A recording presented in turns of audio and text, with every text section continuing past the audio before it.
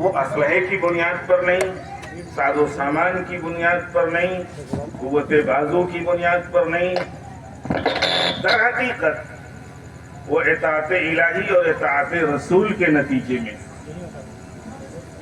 اور ان کو جو شکست دی تھی، ان کے پاس ہتھیار بھی بہت، تعداد بھی بہت، ساری چیزیں ان کے پاس بہت، لیکن انہوں نے اللہ کی شان میں، اللہ کے حبیب نبی پاک صلی اللہ علیہ وسلم کی شان میں بہت گستاخیاں کی تھی مکہ مکرمہ میں، اور اس کے بعد بھی. تو قرآن مجید کی آیت کے مطابق ان کو جو شکست ہوئی ہے وہ ایذاء الہی اور ایذاء رسول کی بنیاد. اللہ کے نبی صلی اللہ علیہ وسلم کو تکلیف پہنچانے کی بنیاد پر اللہ نے ان کو شکست دی، اور صحابہ کرام کو جو فتح نصیب فرمائی ہے وہ اللہ سے محبت اور اللہ کی اطاعت اور نبی پاک صلی اللہ علیہ وسلم کی عظمت، اللہ کے نبی صلی اللہ علیہ وسلم کی محبت اور اللہ کے نبی صلی اللہ علیہ وسلم کی اطاعت کے طفیل میں نصیب فرمائی. تو انہی لوگوں کو اللہ تبارک و تعالی مخاطب فرماتا ہے کہ یا ایھا الذین آمنوا اطیعوا اللہ ورسولہ، اے ایمان والو اللہ کی اطاعت کرو، اطاعت کرتے رہا کرو، اطاعت کرتے رہو. ایک مرتبہ نہیں، پوری زندگی اطاعت کرتے رہو. خطبہ نکاح میں ایک قاضی جب کھڑا ہوتا ہے نکاح کا خطبہ پڑھنے کے لیے تو اس میں ایک آیت یہ بھی پڑھتا ہے، یا ایھا الذین آمنوا اتقوا اللہ حق تقاتہ ولا تموتن الا وانتم مسلمون. اللہ کا لحاظ کرتے رہو، اللہ کے ڈرنے کا جیسے ڈرنے کا حق ہے اس طرح ڈرتے رہو، اور تمہیں موت نہیں آنا چاہیے، مرنا نہیں چاہیے یہاں تک کہ تم مسلمان بن جاؤ. یعنی جب پیدا ہوئے تھے اس وقت سے لے کر بالغ ہونے تک، بالغ ہونے کے بعد سے لے کر کے آخری سانس لینے تک مسلمان بنتے چلے جاؤ، اسلام میں ترقی کرتے چلے جاؤ، نماز میں اضافہ ہوتا چلا جائے، نوافل میں، تہجد کی نمازوں میں، نیکیوں میں، اس قدر جو ہے یہاں تک ہوتا جائے، مسلسل یہ عمل ہوتا رہے. ایک مرتبہ نہیں کہ اللہ کے نبی نے کوئی بات کہی ہم نے اس پر مان لیا اور پھر زندگی اس سے ہماری خالی ہے. میرے بھائیوں، میرے عزیزوں، میرے دوستوں، اللہ کے نبی صلی اللہ علیہ وسلم کی اطاعت بھی فرض ہے، اللہ کے رسول صلی اللہ علیہ وسلم کی جو ہے محبت بھی فرض ہے، اور اللہ کے رسول صلی اللہ علیہ وسلم کی جو عظمت ہمارے دلوں میں ہونی چاہیے وہ عظمت بھی ضروری ہے. اگر عظمت نہیں ہے تو محبت نہیں پیدا ہوگی، اور اگر محبت پیدا نہیں ہوگی تو اطاعت بھی نہیں ہوگی. یہ ایسی چیزیں ہیں، اللہ کے رسول صلی اللہ علیہ وسلم کے یہ 3 حقوق ہیں کہ عظمت بھی ہو. عظمت صحابہ کرام نے نبی پاک صلی اللہ علیہ وسلم کی جو عظمت ان کے دلوں میں تھی اس کا اندازہ نہیں لگایا سکتے. حیثیت انسان کے آپ تصور کرنا مشکل ہے. واقعات پڑھنے کے بعد یہ عقل کہتی ہے کہ یہ انسان نہیں کر سکتا. ایک دیہاتی کسان صحابی ہیں، وہ کھیت جوت رہے ہیں، کھیت میں کام کر رہے ہیں، انہیں نبی پاک صلی اللہ علیہ وسلم کے وصال کی اطلاع ملتی ہے. کہتے ہیں اے اللہ، ان آنکھوں سے تو میں نے دیدار مصطفیٰ کیا ہے، ان آنکھوں سے تو میں نے نبی پاک صلی اللہ علیہ وسلم کے رخ انور کا جو ہے جلوہ دیکھا ہے. اب نبی پاک علیہ الصلوۃ والسلام اس دنیا میں نہیں ہے تو ان آنکھوں کا کیا کام رہ جاتا ہے؟ اے اللہ میری ان آنکھوں کی بینائی سلب کر لے. فوراً آنکھوں کی بینائی اللہ نے سلب کر. ان کی عظمت کے تو ایسے ایسے قصے ہیں کہ آج آنکھوں میں آنا مشکل ہو جاتا ہے. تو اللہ کے نبی کی عظمت بھی ہو، محبت بھی ہو، اپنی آل سے، اولاد سے، مال سے، منال سے، ہر چیز سے زیادہ محبت کس سے ہونی چاہیے؟ اللہ کے نبی صلی اللہ علیہ وسلم سے. حدیث پاک میں آتا ہے کہ لا یؤمن احدکم حتی اکون احب الیہ من نفسہ ووالدہ وولدہ والناس اجمعین. تم میں سے کوئی بھی مسلمان مومن کامل نہیں بن سکتا جب تک کہ میری ذات اس کے نزدیک اس کی جان سے زیادہ، اس کی اولاد سے زیادہ، اس کے والدین سے زیادہ، اس کے دوست احباب سے زیادہ، یہاں تک کہ سارے انسان سے زیادہ نہ ہو. اور اگر واقعی عظمت ہوگی نبی پاک صلی اللہ علیہ وسلم کی دلوں میں، محبت ہوگی نبی پاک صلی اللہ علیہ وسلم کی دلوں میں، تو اطاعت ہر حال میں کرے گا۔ جسے آپ عشق کہتے ہو، اگر آپ کو کسی سے ہو جائے، حقیقت میں اس لفظ کو بدنام کر دیا گیا، بیچارہ پاک سا لفظ عشق کا تھا، جسے ہم دنیا میں فسق کہنا چاہیے تھا، گناہ کہنا چاہیے تھا، وہاں اس لفظ کا استعمال ظالموں نے کر ڈالا، اسے بھی یہ بدنام کر ڈالا کہ فلا فلا عاشق ہے۔ عاشق تو اسے نہیں کہتے، تو فاسق ہیں۔ لیکن جو ہے ان کو بھی دیکھو گے کہ اپنی معشوقاؤں کی محبت میں کیا کیا گل کھلاتے رہتے ہیں اور ان کی کیسی کیسی فرما برداریاں کرتے ہیں۔ اگر نبی پاک صلی اللہ علیہ وسلم سے سچی محبت ہوگی تو اطاعت لازماً ہوگی۔ اگر اطاعت مصطفیٰ ہماری زندگی میں نہیں ہے تو اس کا مطلب یہ کہ محبت میں ہمارا دعویٰ جھوٹا ہے اور عظمت سے بھی ہم خالی ہیں ہمارے سینے۔ بالکل درست بات۔ تو اللہ کے نبی صلی اللہ علیہ وسلم نے صحابہ کرام سے، اللہ کے رسول صلی اللہ علیہ وسلم نے صحابہ کرام سے مخاطب ہو کر کے اللہ کا یہ پیغام سنایا، قرآن مجید کی آیتیں سنائیں، یا ایھا الذین آمنوا اطیعوا اللہ ورسولہ، اللہ کی اطاعت کرو، اس کے رسول کی اطاعت کرو، ولا تولوا عنہ، اور اس اطاعت سے روگردانی مت کرنا، اس سے پیچھے مت ہٹنا، کبھی بھی اطاعت سے اپنے آپ کو مبرہ مت سمجھنا۔ وانتم تسمعون، تم تو سن رہے ہو، سمجھ بھی رہے ہو، یقین بھی رکھ رہے ہو اور عمل بھی کر رہے ہو۔ یہ صحابہ کرام کی بات ہے، مومنین کاملین کی ہے۔ وہ کوئی بھی چیز سنتے ہیں، سمجھتے ہیں، اعتقاد بھی، یقین بھی کرتے ہیں اور اسی کے مطابق عمل بھی کرتے ہیں۔ ایسا نہیں ہے کہ حضور پاک صلی اللہ علیہ وسلم نے کہا نماز پڑھیے تو اب فوراً اس پر عمل ہو گیا۔ آج کا ماحول کیا ہے؟ اگر ڈاکٹر نے بتا دیا کہ آپ یوگا نہیں کر سکتے تو نماز پڑھ لیا کرو، ڈاکٹر نے بتا دیا کہ اگر تمہارا سجدہ لمبا ہو گیا تو تمہیں ہارٹ پہ اٹیک نہیں آئے گا، تمہارا ہارٹ فیل نہیں ہوگا، آپ صاحب نماز پڑھنے جا رہے ہیں۔ مقصد ورزش ہے، مقصد ورزش ہے۔ جو حدیث میں آتا ہے کہ دور آئے گا، ایک زمانہ ایسا آئے گا کہ مسجدیں کھچا کھچ بھری ہوں گی، لیکن ان میں نمازی نہیں ہوں گے۔ آئیسیو کے ایک ڈاکٹر مسلم تھے، انہوں نے اپنا ایک تجربہ بیان کیا زمانے حاضر کا۔ یہ آئیسیو میں ٹیلی ویژن بھی لگا رہتا ہے، بہت سے مریض ٹی وی دیکھتے دیکھتے، اسکرین پہ یہ تمام خرافات دیکھتے دیکھتے مر گئے۔ 100 میں جو میں نے تجربہ لگایا تو صرف 3 نکلے جنہوں نے کلمہ طیبہ لا الہ الا اللہ پڑھا اور ان کی جان نکل گئی۔ 97 لوگوں کو کلمہ نصیب نہیں ہوا۔ یہ ڈاکٹر کا تجربہ ہے۔ اور حدیث میں کیا آتا ہے کہ دور آئے گا، زمانہ ایسا آئے گا کہ مسجدیں کھچا کھچ ہوں گی لیکن ان میں کوئی نمازی نہیں رہے گا۔ رہ گئی رسم اذاں روح بلالی نہ رہی۔ کہیں ایسا تو نہیں ہے کہ ہمارا حال بھی ہو رہا ہے؟ کہیں ایسا تو نہیں کہ ہمارا حال بھی ہو رہا ہے؟ میرے بھائیوں، ہمیں اپنے خاتمے کی فکر نہیں۔ یہی رائے بریلی جو ہمارا ضلع ہے، دائرہ شاہ عالم اللہ سے ندی کنارے پر ہے، وہاں ایک شاہ عالم اللہ بزرگ گزرے، ان کے 4 بیٹے تھے۔ سننے کی چیز کہ جگر کیا ہے، کتنا اللہ کی ذات پر ان کو اعتماد اور یقین تھا، اور ایمان کتنا طاقتور تھا۔ ان کے 4 بیٹوں میں ایک بیٹے کا انتقال ہو کے پڑھا ہے، پڑھانا چھوڑا، درس مکمل کیا، آئے گھر گئے، دیکھا اور فرمایا کہ ابو حنیفہ کا انتقال ہوا۔ اگر لوگ برا نہ مانے، اگر لوگ برا نہ مانتے تو میں اپنے بیٹے کے انتقال پر مٹھائیاں تقسیم کرتا۔ نہیں عقل میں آئے گی دوستو یہ بات، نہیں سوچ سکتے ہم آپ اس چیز کو کہ جوان بیٹے کی لاش ہو اور باپ یہ کہے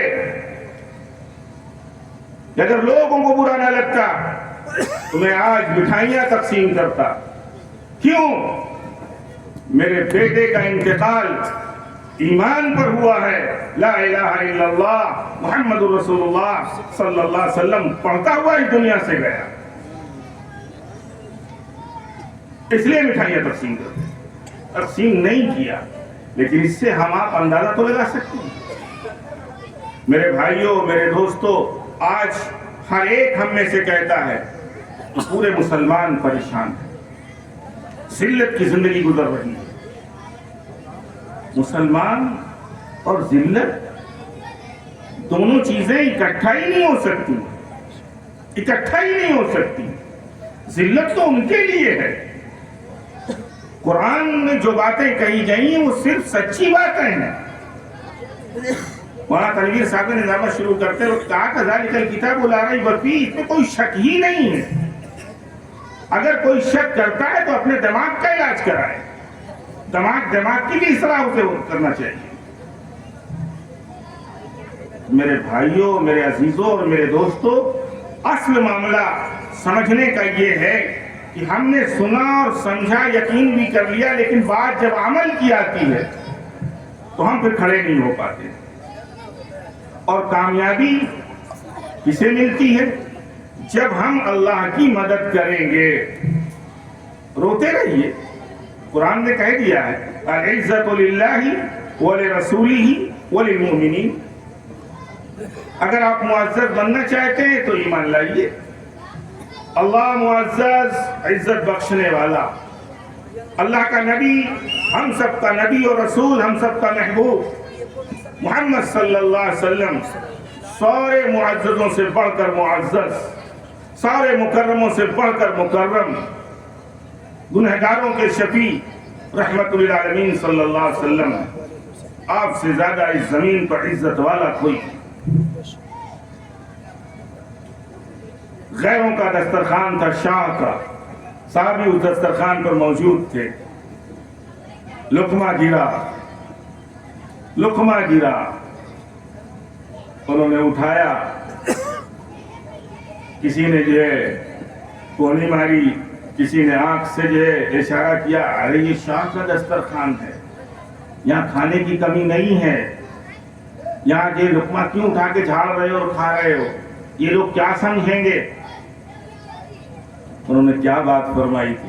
اَأَتْرُكُ سُنَّةَ حَبِيبِ لِهَؤُلَاءِ الْحُنَفَاءِ، ان بیوقوفوں اور ان گدھوں کے لیے کیا میں اپنے محبوب نبی پاک صلی اللہ علیہ وسلم کی سنت کو چھوڑ دوں گا؟ معمولی سے معمولی سنت. آج دنیا ہم پر جو پل پڑی ہے، دنیا ہمارے جو ہر جگہ سے نظر آ رہی ہے.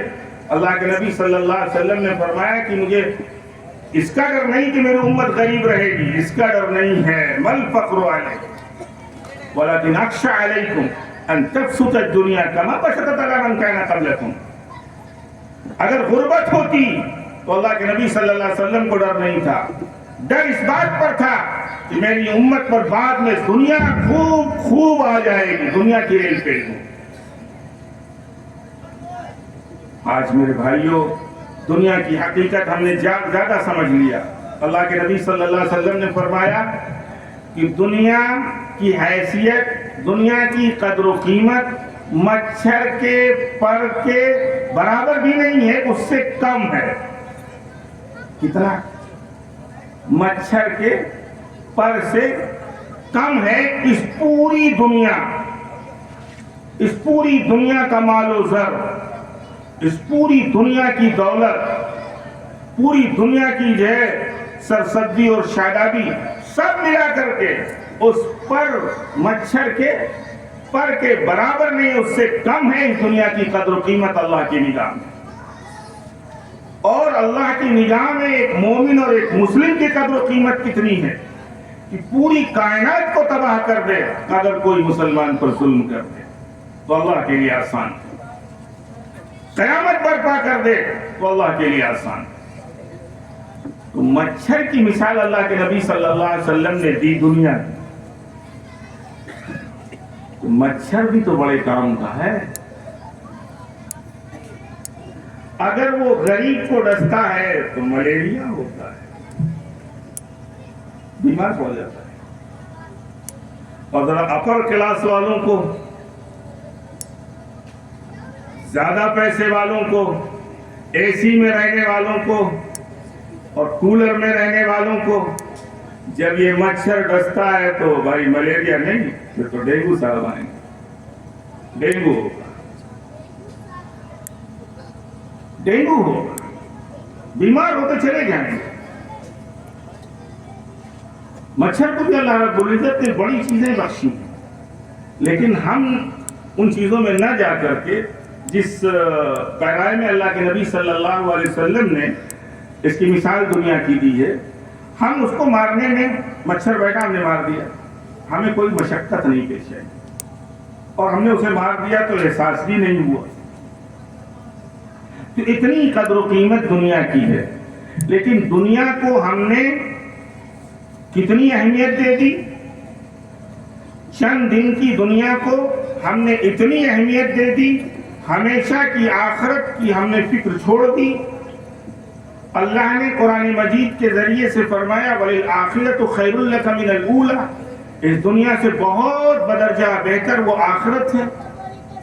اور اسی آخرت کی کھیتی اس دنیا کو بتایا گیا, الدنیا مزرعۃ الآخرہ, دنیا آخرت کی جو ہے کھیتی ہے. تو کھیتی آپ کس لیے کرتے ہیں؟ پوری کھیتی آپ بیکار جاتے ہیں.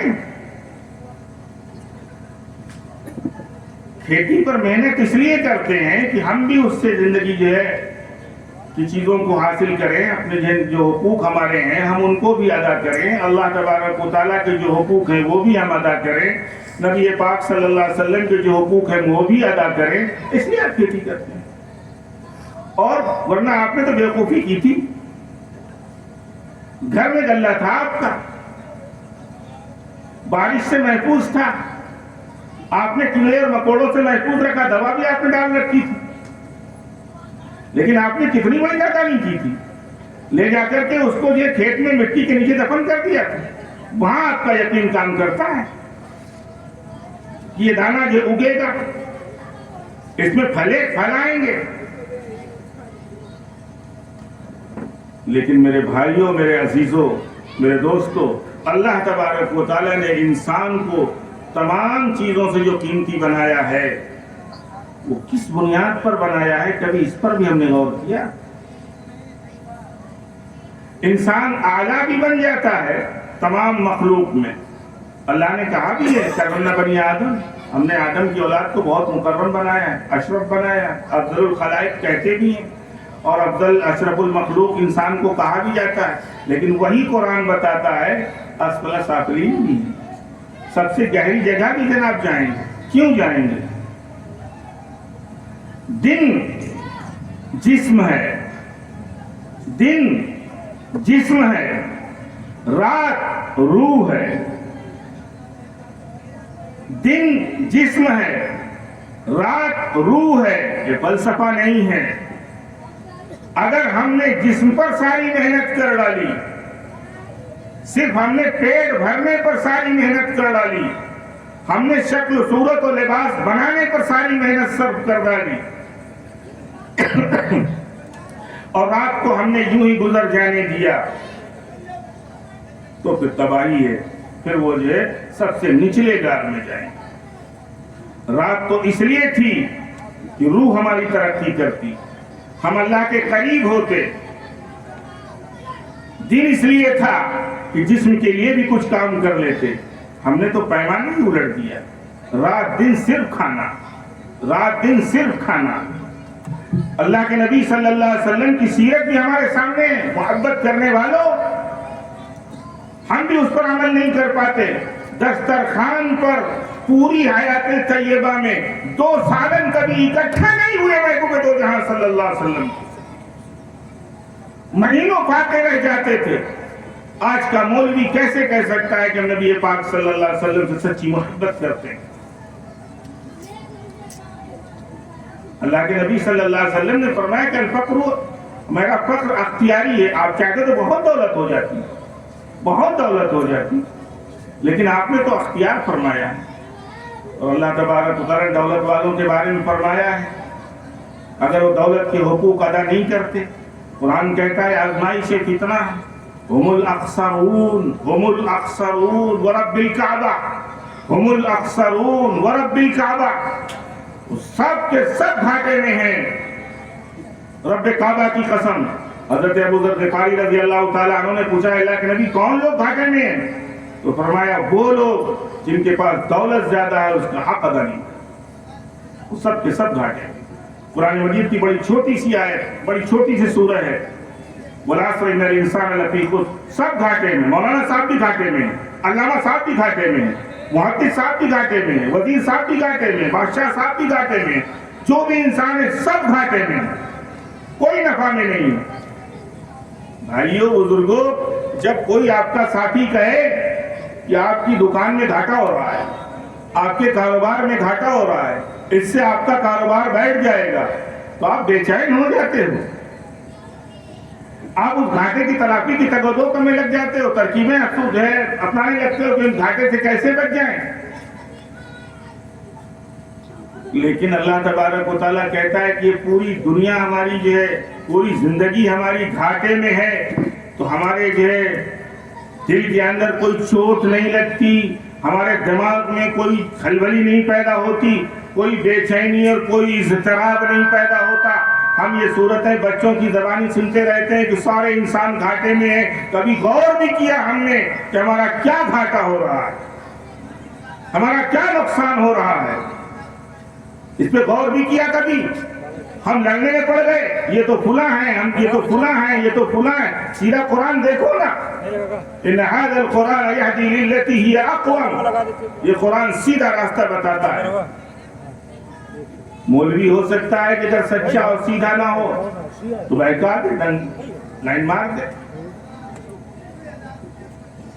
لیکن قرآن تو اللہ تبارک و تعالیٰ کا ایسا کلام ہے جو نہ مٹنے والا ہے. دنیا کی ساری زبانیں ایک وقت آئے گا کہ فنا ہو جائیں گی, دنیا کی ساری زبانیں فنا ہو جائیں گی. اسی قرآن کی برکت سے عربی زبان کبھی فنا نہیں, کبھی فنا نہیں. اور اس زبان کا ترجمہ دنیا کی کسی زبان میں ممکن نہیں ہے. قرآن مجید کا ترجمہ دنیا کی کسی زبان میں ممکن ہی نہیں ہے. ساری زبانیں تنگ اور چھوٹی چھوٹی ہیں. یہ جو کچھ ہم قرآن مجید کو اردو ترجمہ جو کہہ دیتے ہیں, دیکھ لیتے ہیں, یہ ترجمانی ہے, یہ ترجمہ نہیں ہے, یہ ترجمانی ہے. ایک ایک لفظ کو ایک لفظ میں ادا کرنے کے لیے, ٹرانسلیٹ کرنے کے لیے دنیا کا کوئی لفظ ہی وجود میں نہیں ہے. وہ قرآن اللہ رب العزت نے, اس میں یہ کہا گیا کہ سارے انسان گھاٹے میں ہیں. کون شک کر سکتا ہے؟ اگر شک کر سکتا تو ابو جہل کرتا, شک کر سکا تو ابو جہل کا ٹولہ کرتا, شک کر سکتا تو وہ شعراء کرتے جو ٹیکسائل زبان استعمال کرتے تھے, مکہ مکرمہ میں جن کی زبان دانی کے چرچے تھے. دنیا کو وہ گونگا کہتے تھے, اپنے کو زبان داں کہتے تھے. اگر شک کر سکتے تھے وہ, تو مکہ مکرمہ کے لوگ پہلے درجے میں آتے اور قرآن مجید پر شک کر کے دکھا دیتے. لیکن ان کے بس میں تو نہیں, ان کی زبان عربی تھی. وہ قرآن کو اترتا ہوا دیکھ بھی رہے تھے, نبی پاک بتا بھی رہے تھے, صحابہ کرام کر کے دکھا بھی رہے تھے اور سنا بھی رہے تھے. اور وہ کہتے تھے لا تسمعوا لهذا القرآن والغوا فيه لعلكم تغلبون. یہ قرآن نہ پڑھا کرو, ہم گھبرا جاتے ہیں. تو قرآن نہ پڑھا کرو. اور اپنے ساتھیوں سے کہتے, جب قرآن پڑھنے لگے صدیق اکبر, قرآن پڑھنے لگے عمر فاروق, قرآن پڑھنے لگے عثمان غنی, قرآن پڑھنے لگے اللہ کی بندی صحابیہ, قرآن پڑھنے لگے حضرت سمیہ زنیرہ, یہ پڑھنے لگے, تو پھر تم جو ہے عورتوں سے کہتے تم ان کے پاس جاؤ, مردوں سے کہتے ان کے پاس جاؤ, لڑکوں سے کہتے ان کے پاس جاؤ, تالی بجاؤ جا کر کے ہو کرو, تاکہ قرآن مجید کا جو اثر ہونے والا ہے وہ اثر نہ پڑنے پائے.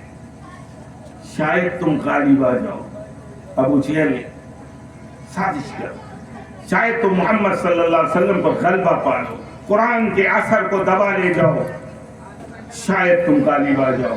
قرآن کا اثر نہ اس وقت دبا, نہ آج تک دبا, اور نہ قیامت تک دبے گا. قرآن کا اثر کوئی مٹا ہی نہیں سکتا. اس کے اثر کی حفاظت کرنے والا, اس کے لفظ کی حفاظت کرنے والا اللہ ہے, اس کا یہ کلام. جب صحابہ کرام نے نبی پاک صلی اللہ علیہ وسلم کی اطاعت کی, اطاعت اس طرح سے کی کہ جو لفظ نبی پاک صلی اللہ علیہ وسلم کی زبان مبارک سے نکلا ہے, کسی صحابی نے روایت حدیث کرتے وقت, حدیث کی روایت کرتے ہوئے اس لفظ کو بدلا نہیں. نبی پاک نے جہاں پر نبی کا لفظ استعمال کیا ہے, پوری تاریخ ہے محدثین کی, انہوں نے رسول کا لفظ استعمال نہیں کیا. نبی, اگر اللہ کے نبی نے فرمایا ہے تو نبی کہہ کر روایت کیا ہے, رسول کہا ہے تو رسول کہہ کے. اس درجے لفظوں کی حفاظت صحابہ کرام نے کی اور لفظوں کی اطاعت صحابہ کرام نے کی ہے. معنی ادا کرنے کے لیے لفظ نہیں بدل دیے صحابہ کرام نے, تو اطاعت میں وہ کس درجے رہے ہوں گے. تو آج میرے بھائیوں, میرے بزرگوں اور دوستوں, ہم بھی کہہ لیتے ہیں, آپ بھی کہہ لیتے ہو, ہم بھی سن لیتے ہیں, آپ بھی سن لیتے ہو, لیکن مسئلہ جہاں پر ہے عمل کرنے کا, وہاں ہم فیل ہو گئے. یہ جلسہ آپ نے کیا, بہت مبارک. یہاں پر اللہ رسول کی باتیں ہوئی, بہت اچھا. یہاں اللہ کا ذکر ہوا, نبی پاک صلی اللہ علیہ وسلم کا ذکر خیر ہوا, یہاں درود پڑھا گیا, یہاں سلام پڑھا گیا. اللہ تبارک و تعالی رحمتوں کا نزول فرما رہا ہے, فرشتے موجود ہوں گے. لیکن اللہ تبارک و تعالی ہمارے دلوں کو بھی جان رہا ہے, ہمارے دماغوں کو بھی جان رہا ہے. ہم اپنے دماغ کی اصلاح کرنے کی کب فکر کریں گے؟ ہم اپنے دل کی اصلاح کرنے کی کب فکر کریں گے؟ اللہ کے نبی صلی اللہ علیہ وسلم نے کیا فرمایا, جو حدیث میں نے پڑھی ہے خطبے میں, مثل المؤمنین فی توادہم وتراحمہم وتعاطفہم, تمام مسلمانوں کی مثال آپس میں رحم کرنے کے معاملے میں, آپس میں لطف اور محبت کرنے کے معاملے میں کیسے ہے؟ ایک جسم کی طرح. سارے مومن, سارے مسلم, سارے لوگ ایک اللہ کے ماننے والے, سارے لوگ ایک رسول کے ماننے والے, سارے لوگ ایک قرآن کو ماننے والے, سارے لوگ آخرت کو ماننے والے, سارے لوگ فرشتوں کو ماننے والے, سارے لوگ اللہ کی طرف سے نازل کردہ کتابوں پر ایمان رکھنے والے. یہ سب جو ہے المؤمنون اخوہ, سب بھائی بھائی ہیں. کوئی حدیث پاک میں اللہ کے نبی نے فرمایا ظنوا بالمؤمنین خیرا, مومن کے بارے میں اچھا گمان رکھو. اگر آپ نے کسی مومن اور مسلم کے بارے میں بدگمانی قائم کر دی کہ فلاں مولانا تنویر صاحب ایسے ہیں, آپ کے دماغ میں شیطان نے یہ بات ڈالی اور آپ نے اس خیال کو مضبوط کر لیا, تو آپ یقین جانیے کہ اپنی گردن کو آپ نے مقدمے میں پھنسا دیا, گردن کو آپ نے مقدمے میں پھنسا دیا. اب میدان قیامت میں پوچھا جائے گا کہ تنویر تو ایسے نہیں تھے, مولانا تو ایسے نہیں تھے, فلاں صاحب تو ایسے نہیں تھے, شیر بھائی تو ایسے نہیں تھے, آپ نے یہ بدگمانی کیوں کی؟ کیا دلیل آپ کے پاس؟ تو میرے بھائیوں, میرے عزیزوں اور میرے دوستوں, اللہ تبارک و تعالیٰ نے سارے مسلمانوں کو ایک کیا ہے, ایک قرآن, ایک اللہ کے رسول, سب کے رسول وہی, سب کا قرآن وہی, پھر آپس میں اختلاف. یہ اختلاف اس وجہ سے ہے کہ ہم نے اصل سرچشمے سے اپنے آپ کو الگ کر لیا.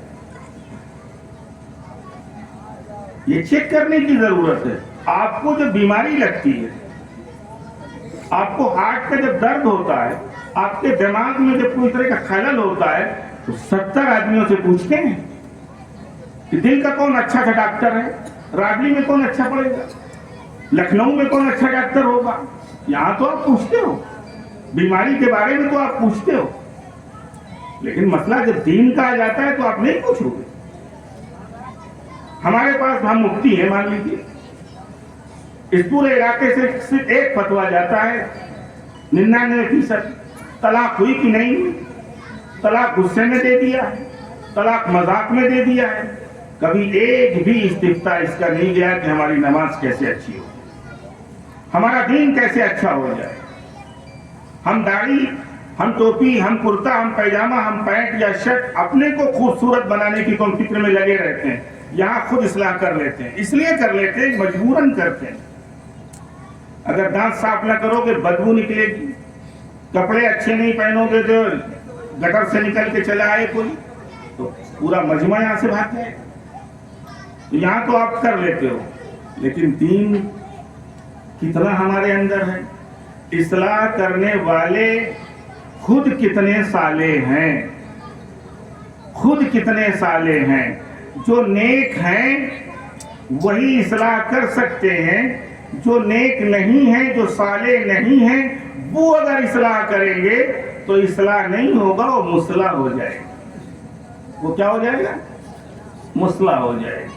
ایک صاحب گئے شیر بنا دو، بدوانے شیر بنا دو، اب شیر کی دم بھی ہوتی ہے، پنجے بھی ہوتے ہیں، سب تمام پورا شیر جیسے ہوتا ہے۔ اب اس نے گودنا شروع کیا تو درد ہو رہا ہے، درد ہو رہا ہے، کہ چھوڑ دو، اس کے بغیر شیر بنا دو۔ چلو بھائی اس کو چھوڑ دیا، اب پھر شیر بنانا شروع کیا، اب پھر درد ہو رہا ہے، لیکن اس کو چھوڑ دو، اس کے بغیر شیر بنا دو۔ تو بتاؤ بھائی وہ شیر بنے گا؟ کہیں بغیر دم کا شیر دیکھا ہوگا؟ تو آج ہمارا حال یہی ہوتا جا رہا ہے۔ اس پر ہمیں غور کرنے کی ضرورت ہے کہ ہماری اصلاح کیسے ہو، ہم کیسے صالح بنے۔ اللہ کے نبی صلی اللہ علیہ وسلم، اللہ کے نبی صلی اللہ علیہ وسلم جب معراج پہ تشریف لے گئے، سدرۃ المنتہا سے آگے بڑھے، جبریل ٹھہر گئے۔ جبریل علیہ السلام نے کہا کہ اب میں آگے نہیں جا سکتا، حد میری یہیں پر ختم، آپ چلے لا مکان، جہاں مکان نہیں، جہاں زمان نہیں، جہاں زمین نہیں، جہاں نہ سورج ہے نہ چاند، نہ وقت نہیں، کچھ نہیں، لا مکان میں چلے اور چلتے۔ نبی پاک صلی اللہ علیہ وسلم اللہ کے قریب ہوئے، اللہ کے نزدیک ہوئے، اور اسد صاحب نے شعر میں بھی اس طرف اشارہ کیا تھا، بہت مرتبہ اللہ کے نزدیک ہوئے۔ اللہ کے نبی صلی اللہ علیہ وسلم جب اللہ کے قریب ہوئے تو اللہ تبارک و تعالیٰ سے سلام کیا، التحیات للہ والصلوات والطیبات۔ یہ اللہ کے نبی صلی اللہ علیہ وسلم نے اللہ کو سلام کیا۔ سلام میں کیا کہا نبی پاک صلی اللہ علیہ وسلم سے کہ منہ سے نکلنے والی ساری نیک باتیں اے اللہ تیرے لیے، عمل جو ہم کر رہے ہیں سارے نیک عمل اے اللہ تیرے لیے، اور جو مالی عبادت ہم کر رہے ہیں اے اللہ سب تیرے لیے۔ اللہ تبارک و تعالیٰ کی طرف سے جواب آیا، السلام علیک ایھا النبی ورحمۃ اللہ وبرکاتہ۔ اے اللہ کے نبی صلی اللہ علیہ وسلم، اے میرے محبوب نبی، آپ پر بھی تین باتیں کہی تھی نا، تو اس لیے تین جواب اللہ کی طرف سے، رحمت اللہ وبرکاتہ، آپ پر سلامتی ہو، اللہ کی رحمت ہو اور اللہ کی برکت ہو۔ یہ آپ نے لامکہ میں سلام کیا، لامکہ میں اللہ کی طرف سے جواب آیا۔ لیکن بزرگوں آخری بات ہے، کبھی نبی پاک صلی اللہ علیہ وسلم سے اپنے رشتے کو کمزور مت ہونے دینا۔ اس لامکہ میں جہاں خلوت ہی خلوت تھی، جہاں کچھ پردے حائل تھے اللہ اور نبی پاک صلی اللہ علیہ وسلم کے درمیان میں، عبد و معبود کے درمیان میں جو حائل تھے، وہاں پر اللہ کے نبی صلی اللہ علیہ وسلم نے بھی اپنی امت کو یاد رکھا اور فرمایا السلام علینا وعلی عباد اللہ الصالحین۔ اے اللہ تیری طرف سے جو سلامتی ہو رہی ہے اے اللہ وہ بصر و چشم قبول ہے، لیکن اس سلامتی میں میری امت کے نیک لوگوں کو بھی شامل فرما۔ یہ قید لگا دی ہے اللہ کے نبی صلی اللہ علیہ وسلم نے، جسے مجھے بتانا تھا، صالحین کی۔ اور صالح ایک آپ کوئی نیکی کا کام کرے رضا الہی کے لیے، وہی عمل دوسرا کوئی کرے جسم کی ورزش کے لیے، وہی عمل کوئی دوسرا کرے شہرت کے لیے، وہی عمل کوئی دوسرا ریاکاری کے لیے، صالح نہیں۔ صالح وہی ہے جو رضا الہی کے لیے کیا جائے کہ اللہ راضی ہو جائے اور نبی پاک صلی اللہ علیہ وسلم کے اسوے اور طریقے کے عین مطابق ہو، اس عمل پر مہر نبوت ثبت ہو۔ جب تک ہمارے اس عمل پر مہر نبوت ثبت نہیں ہوگی وہ عمل صالح نہیں بنے گا، اور جب صالح نہیں بنے گا تو اللہ کے نبی صلی اللہ علیہ وسلم نے لامکہ میں جو ہمارے لیے دعا کی ہے اس دعا میں بھی ہم شریک ہیں۔ تہجد کی نماز اولیاء کرام نے فرمایا ہی دعو الصالحین، یہ نیکوکاروں کی عادت ہے، خصلت ہے۔ بغیر تہجد کے کوئی ولی نہیں بن سکتا، بغیر تہجد کے کوئی ولی نہیں بن سکتا۔ اللہ اکبر۔ ایک چھوٹا سا بچہ وہ قرآن مجید کو اپنے سینے میں محفوظ کرتا ہے، چھوٹا سا بچہ، نابالغ بچہ قرآن مجید کی آیت کو، قرآن مجید کی سورت کو، پورے قرآن کو اپنے سینے میں محفوظ کر لیتا ہے۔ علامہ آلوسی رحمۃ اللہ علیہ، اللہ ان کو جزائے خیر، انہوں نے فرمایا کہ یہ جن کے سینوں میں اللہ کا کلام ہے یہ اللہ کے ولی ہیں۔ اللہ اپنے کلام کو اپنے ولیوں اور دوستوں کے پاس رکھتا ہے، ان کے سینوں میں رکھتا ہے۔ یہ سارے حفاظ کرام یہ اولیاء اللہ، اگر وہ نابالغ ہے تو نابالغ ولی ہے، اگر وہ بالغ ہے تو بالغ ولی ہے، اگر ہم خدا تک پہنچ گئے تو بالغ، ورنہ 40 سال کے بھی ہو گئے تو نابالغ۔ ہم نے خدا کو نہیں پہچانا، بالغ کے معنی پہنچنے والا، ہم نے خدا کو نہیں پہچانا تو ہم نہیں پہنچے، نابالغ۔ ایک جسمانی بلوغت ہوتی ہے، ایک روحانی بلوغت ہوتی ہے۔ اسی لیے جب نبی پاک صلی اللہ علیہ وسلم اور تمام انبیاء کرام علیہ السلام جب 40 کے پہنچ جاتے تھے تب کمال کو پہنچتے، تب نبوت عطا کی جاتی، اور ہم 80 کے پہنچ گئے ابھی بھی نابالغ۔ ہم نے خدا کو پہچانا ہی نہیں، ہم نے نبی پاک علیہ السلام سے اپنے رشتے کو مضبوط کیا ہی نہیں۔ بات جب شادی کیا جائے تو ہم بھول جاتے ہیں کہ نبی پاک صلی اللہ علیہ وسلم نے اپنی 4 بیٹیوں کی شادیاں فرمائی ہیں اور ولیمہ کیا ہے اور جہیز دیا ہے۔ ہم بڑے عقل مند بنتے ہیں لیکن نبی کی سیرت اور ازواج مطہرات کی سیرت اور بنات طیبات کی سیرت پھر ہم بھول جاتے ہیں۔ نبی پاک صلی اللہ علیہ وسلم نے فرمایا کہ اللہ نے مجھے مبعوث فرمایا ہے، مجھے بھیجا ہے معازف اور مزامیر کو مٹانے کے لیے۔ منہ سے بجانے والے باجے، دنیا ترقی کرتی چلی جائے یا تو وہ باجا منہ سے بجایا جائے گا یا ہاتھ پیر سے بجایا جائے گا، نام ڈائریکٹ جہنم رکھ لو، نیچے رکھ لو، یا کوئی اور کل ترقی کر جائے تو کوئی اور بات آ جائے۔ پہلے کسی باجے کا نام ڈی جے نہیں ہوتا تھا، کچھ اور نام ہوتا تھا۔ باجے کی شکلیں بدلتی رہیں گی لیکن یا تو منہ سے بجے گا یا تو ہاتھ سے بجے گا، اس طرح بجتا رہے گا۔ اللہ کے نبی نے فرمایا کہ مجھے اللہ نے مبعوث فرمایا، مجھے اللہ نے نبوت سے سرفراز فرمایا، اسی لیے نبی بنایا ہے کہ پوری دنیا سے ان چیزوں کو مٹا دوں، ان چیزوں کو مٹا دوں۔ قرآن جب پڑھتے تھے اللہ کے نبی صلی اللہ علیہ وسلم تو مکے کے وہ اوباش، مکے کے وہ اسلام دشمن طاقتیں، وہ ایسی رقاصاؤں کو، ایسے ڈانسروں کو اور ایسے لوگوں کو لے کر کے آتے تھے کہ وہ ڈھول تماشا پیٹتے رہتے تو ناچ گانا کرنے لگتے تھے کہ نبی پاک صلی اللہ علیہ وسلم کی آواز دب جائے صحابہ کرام کی آواز دب جائے. آج ہم پیسے دے دے کر کے ان چیزوں کو اپنے لڑکے کی شادی میں جو ہے سب نظم انتظام کر رہے ہیں, اور پھر ہم کہتے ہیں کہ ہم بہت بڑے والے مسلمان ہیں. اسلام اور یہ دونوں اکٹھا ہی نہیں ہو سکتے. مسلمان اور یہ چیزیں ہو جائیں ممکن ہی نہیں. تو میرے بھائیوں, میرے عزیزوں, ہم جو بات کہیں سچ کہیں. صحابہ کی سب سے بڑی یہی تھی, کونوا مع الصادقین, سچوں کے ساتھ رہو, اپنی زبان سے سچ بات کہو, جھوٹ نہ. جھوٹ کہتے ہیں خلاف واقعہ بات کو, جو بات ایسے نہیں. آپ کٹیہر میں موجود ہیں, سلون پہنچ گیا ہوں. آپ کہاں ہیں؟ کٹیہر میں. آپ نے کہا کیا؟ سلون پہنچ گئے.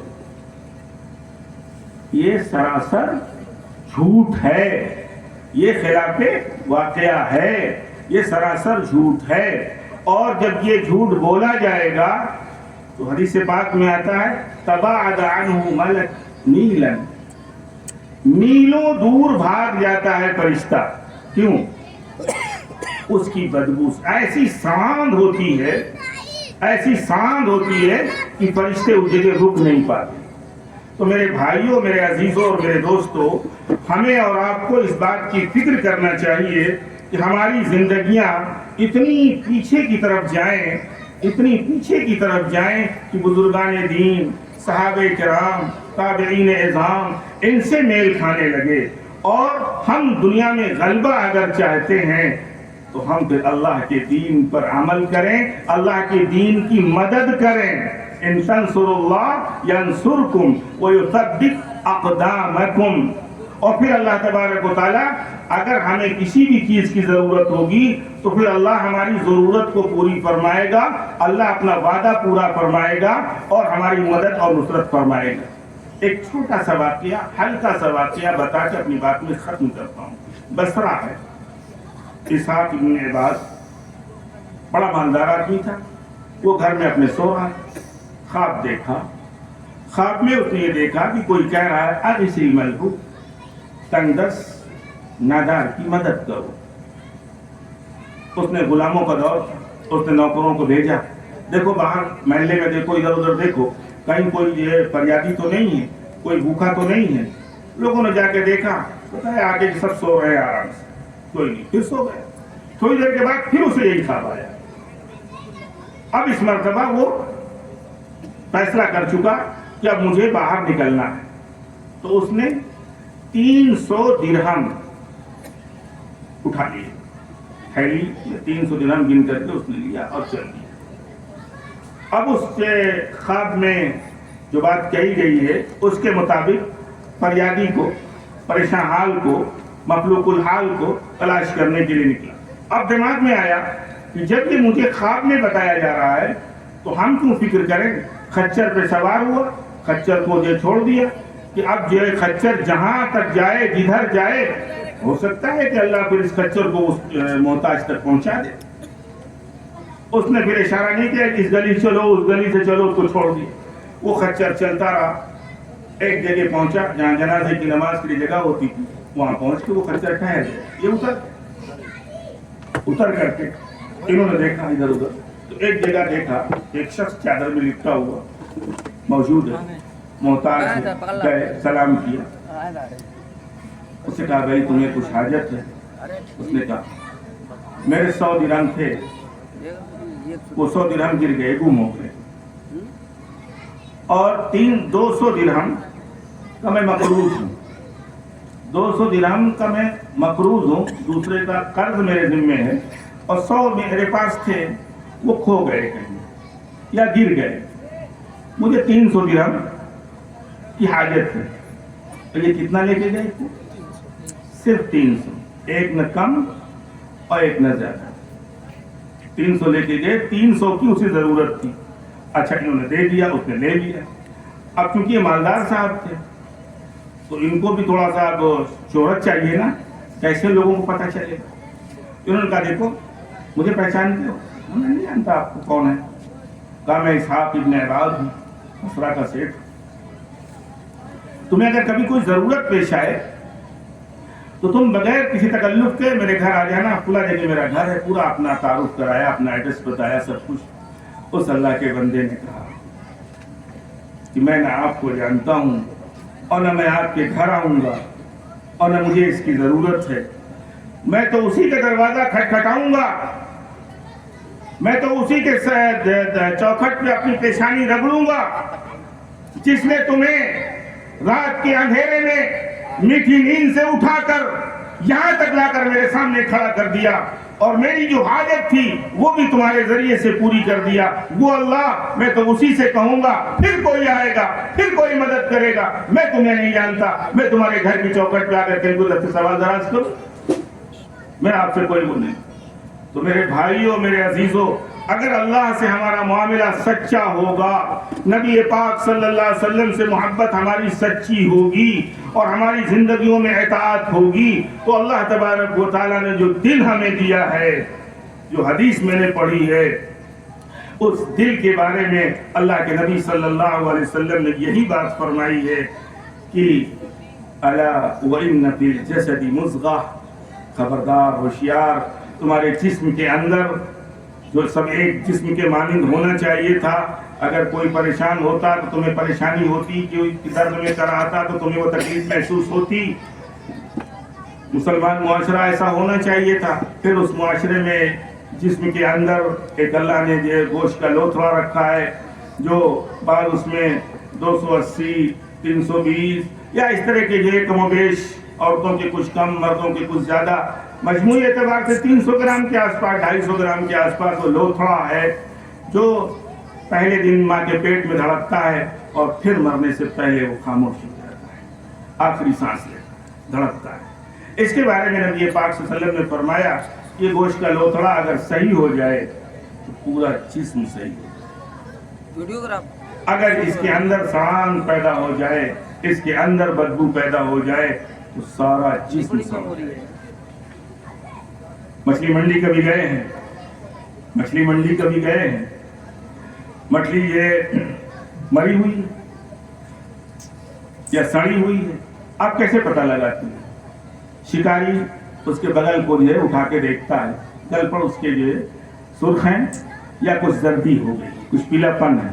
پیلا پن ہے وہ سستی دے گا تو پھر بھی آپ لینے کی کوشش نہیں کریں گے کہ اب یہ سڑ رہی ہے, اور اگر سرخ ہے تو آپ لے لیں گے کہ ترو تازہ ہے. مچھلی سر کی طرف سے سونپتی, لیکن انسان جب سونپتا ہے تو دل سے سونپتا ہے, اور جس انسان کا دل سڑ جاتا ہے معاشرے میں اس سے لوگ بھاگنے لگتے ہیں. لہذا اپنے دل کی حفاظت کی جائے. یہ دل اللہ کا حرم ہے, جسے مکہ مکرمہ میں اللہ کا حرم ہے, وہاں ہر ایک معمول اور محفوظ ہے. باپ کے قاتل کو بھی بیٹا قتل نہیں کر سکتا, حرم ہے اللہ, اور اس میں کوئی بھی جو اللہ کا نہ ماننے والا داخل نہیں ہو سکتا. جب یہ اللہ نے انسان کے, مومن کے قلب کو اپنا حرم کہہ دیا تو اس کے اندر شرک داخل نہیں ہو سکتا, اس کے اندر تمام برائیاں داخل نہیں ہو سکتی, داخل نہیں ہونے دینا چاہیے. اس دل کی حفاظت کی جائے. اس پر بہت سی باتیں کی جاتی ہیں, لیکن بہرحال اب وقت بھی زیادہ ہو گیا. اللہ کے نبی صلی اللہ علیہ وسلم نے صحابہ کرام کے دلوں کو ہی مانجا اور سیقل کیا, اور پھر اس دل کو ایسا مجلا اور منقع کر دیا کہ پھر دین پر عمل کرنا ان کے لیے آسان ہو گیا. اب دین یسر, دین تو بہت آسان ہے, ہم نے اور آپ نے اسے مشکل بنا دیا. شادی بہت آسان ہے, ہم نے اس کو مشکل بنا دیا. اتنی رسمیں ہم نے اس میں لگا دی ہیں کہ ہم تلاش ہو جاتے ہیں, زمینیں بیچنی پڑتی ہیں, قرض میں ہم ڈوب جاتے ہیں. اسلام نے تو کہا تھا کہ اعظم النکاح برکت ایسر مونا, سب سے باعظمت نکاح, سب سے باقابل برکت نکاح وہ جس میں سب سے زیادہ کم خرچ ہو. اللہ کے نبی صلی اللہ علیہ وسلم زیادہ پیاری اور چہیتی بیٹیاں کسی اور کی ہو سکتی ہیں, لیکن ان کے نکاح ہمیں یاد نہیں آتے. اللہ تبارک و تعالیٰ کہنے اور سننے سے عمل کی توفیق نصیب فرمائے. وآخر دعوانا الحمدللہ رب العالمین. کوئی اور بات ہے؟ بات ہو رہی تھی تو ان کو میں نے آ جائیے بنویر صاحب, آئیے شریک ہو جائیے, آئیے آ جائیے, دعا کرا دیجیے, آ جائیے, آ جائیے شریک ہو جائیے.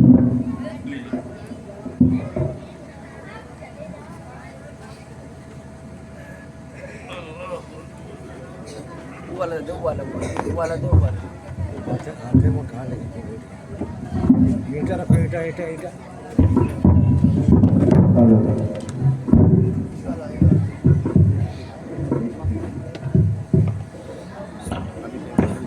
الحمد لله رب العالمين الرحمن الرحيم الله لا إله إلا هو الحي القيوم لا تأخذه سنة ولا نوم له ما في السماوات وما في الأرض من ذا الذي يشفع عنده إلا بإذنه يعلم ما بين أيديهم وما خلفهم ولا يحيطون بشيء من علمه إلا بما شاء وسع كرسيه السماوات والأرض ولا يؤوده حفظهما وهو العلي العظيم اللهم صل على محمد وعلى آل محمد كما صليت على إبراهيم وعلى آل إبراهيم إنك حميد مجيد اللهم بارك على محمد وعلى آل محمد كما باركت على إبراهيم وعلى آل إبراهيم إنك حميد مجيد اللهم إنا نسألك الهدى والتقى والعفاف والغنى اللهم إنا نسألك الصحة والعفة والأمانة وحسن الخلق والرضا بالقدر اللهم إنا نعوذ بك من علم لا ينفع ومن قلب لا يخشى ومن نفس لا تشبع ومن عين لا تضمع ومن دعاء لا يسمع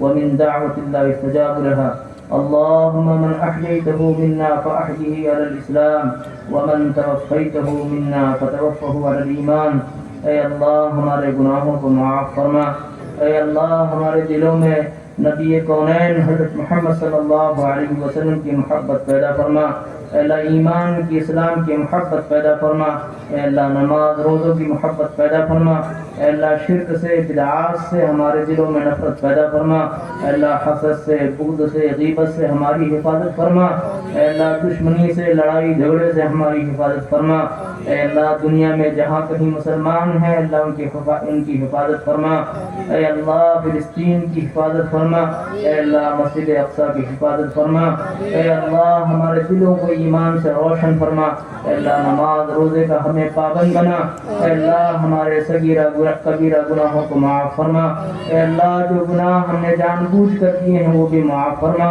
اے اللہ جو انجانے میں ہو گئے ہیں اللہ وہ بھی معاف فرما اے اللہ ہمیں بخش دے اے اللہ ہمیں معاف فرما دے اے اللہ ہم گناہوں میں ڈوبے ہیں اے اللہ ہم تیرے بندے ہیں تیرے سامنے ہم نے ہاتھ پھیلایا ہے اے مولا ہمیں بخش اے مولا ہمارے گناہوں کو معاف فرما اے مولا ہمارے گناہوں کو معاف فرما اے اللہ جو مانگا ہے وہ بھی عطا فرما جو مانگنے سے رہ گیا ہے وہ بھی عطا فرما اے اللہ تیرے محبوب نے جو بھی خیر کی باتیں مانگی ہیں اے اللہ اس میں ہمارا حصہ عطا فرما اے اللہ جن چیزوں سے پناہ چاہیے اے اللہ اس سے ہماری حفاظت فرما صلی اللہ تعالی علی خیر خلقہ محمد و آلہ و صحبہ اجمعین برحمتک یا ارحم الراحمین.